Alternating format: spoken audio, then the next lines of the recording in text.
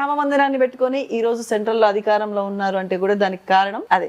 దానిపై మీ అభిప్రాయం? బీజేపీ రామ మందిర నినాదంతో అధికారం వచ్చింది, రామ మందిర నినాదంతో భారతీయ జనతా పార్టీ బలోపేతం అయిందని చెప్పి మీరు అంటా ఉన్నారు. అంటే మీరు ఇందాక అన్నారు కదా, హిందూయిజాన్ని ముందు పెట్టుకున్నాము, మా ప్రధాన మోటో అదే అని చెప్పేసి అన్నారు. దేశం కోసం ఈ దేశం నాది అని ఒక స్పృహ రావాలి. ప్రతి మానవుడు కూడా దేశభక్తి కలగాలి. హిందుత్వం అనేది మతం కాదని ముందే చెప్పాను. సుప్రీంకోర్టు చెప్పింది, నేను చెప్పింది కాదు, మా పార్టీ చెప్పింది కాదు. ఈ యొక్క అత్యున్నతమైన న్యాయస్థానం చెప్పింది.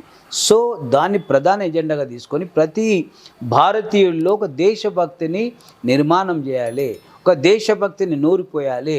దేశభక్తిని నిర్మాణం చేసి ఈ భారత జాతికి ఎలాంటి ఆటంకం వచ్చినా, ఎలాంటి ఇబ్బందులు వచ్చినా మనం మన దేశాన్ని కాపాడుకుందామని చెప్పి మనము ఈ యొక్క జాతీయతావాదంతోనే జనసంఘ ద్వారా అలాంటి ప్రయత్నం చేశాం.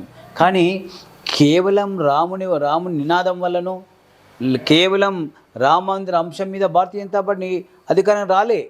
భారతీయ జనతా పార్టీ మొదటి నుంచి కూడా ఈ దేశంలో 370 ఆర్టికల్ అయితే కాశ్మీర్, జమ్మూ కాశ్మీర్ పెట్టారు కాంగ్రెస్ పార్టీ, దాన్ని తొలగించాల్సిందిగా మా మొదటి నుంచి ఈనాడు కాదు, జనసంఘం ఉన్నప్పటి నుండి కూడా మా నినాదం. సుమారు ఇది స్వతంత్రం వచ్చిన తర్వాత పట్టుచులో భారతీయ జనతా పార్టీ యొక్క నినాదం 370 ఆర్టికల్ తొలగించాలి.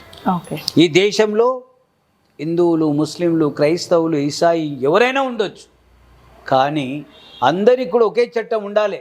ఒకే దేశం అన్నప్పుడు ఒకే చట్టం ఉండాలి, ఒకే ప్రజ, ఒకే దేశం, ఒకే చట్టం, common civil code రావాలనేది Bharatiya Janata party యొక్క విధానం.